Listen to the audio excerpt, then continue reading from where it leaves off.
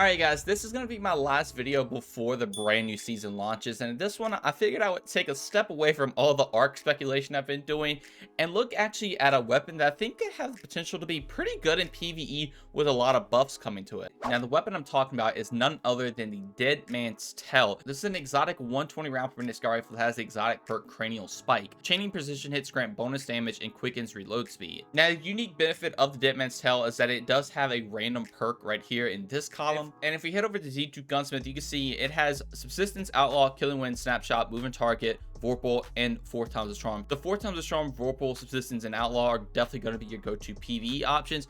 I like Subsistence just because you can kind of keep shooting it and never have to reload, which is really fun. Vorpal is obviously pretty good for boss damage, and then 4 times the Charm is good for just laying down a lot of shots, which could be really good with the changes that are coming. So the changes that are coming, if we actually just take a look, scout rifles in total are going to be getting some more damage in PvE. They're going to increase the damage of all scout rifles versus minor enemies or red bars by 10%.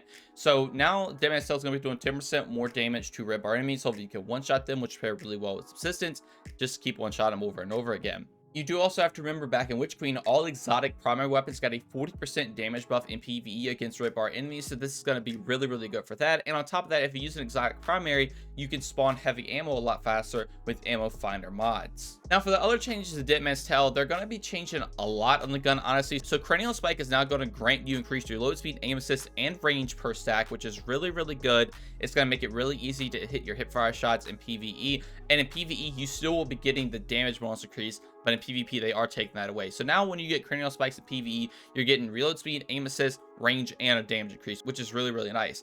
Now upon hitting max stacks of Cranial Spikes, you will actually upgrade the 120 to a 180 RPM, dealing 20% decreased damage. But since you're buffing the damage of Cranial Spike in PvE, the 20% decrease doesn't really matter. You're still going to net overall more damage and have a 180 RPM, which will shoot a lot faster. So now your gun is doing base 10% more damage. The Cranial Spike is given a bunch of benefits, and then once you get 5 stacks of it, you will have more fire rate. That is why I say 4 times Charm could be really good. Imagine just laying in onto a tank or enemy. You can have your primary weapon actually be very good at taking mages out, but obviously also taking Vorpal will be very good for that as well. Now another thing I do want to point out is that we have a mod coming out called Trace Evidence. So precision hits on arc debuff targets will generate ionic traces. So it's going to be really easy to obviously hit your headshots with Dead Man's Tell with all the changes coming to it, so you can spawn ionic traces everywhere and you can just get a bunch of energy back. Now we also do have anti-barrier scout rifles coming back, so if we take something like armor piercing rounds and Vorpal, this is going to be very good for champions as well, and having all the changes plus the damage buff to miners to mean this thing does have some serious potential. Now do I think Dead Man's Tell is going to be the next greatest PvE option to use? Of course not. It is very good at both short and medium range. You can take out miners and majors really well, especially with all the changes and buffs coming to it for PvE. But we do know with Arc 3.0, using an arc weapon is going to be very beneficial to get you amplified. So I would imagine most people are still going to stick to their energy primary weapons. But in things like GMs, if there is anti-barrier, you don't want to use Sniper, Arbalist, or Wishender at this point, having an armor piercing Vorpal Dead Man's Tell could be really good. But anyway, let me know what you all think about the Dead Man's Tell in the comments below. Are you going to try it out in PvE? I know I'm going to try it out when the season does launch. I don't know how much I'm going to use it, since I will be probably switching to arc weapons to get amplified and mess around with all the Arc 3.0 builds.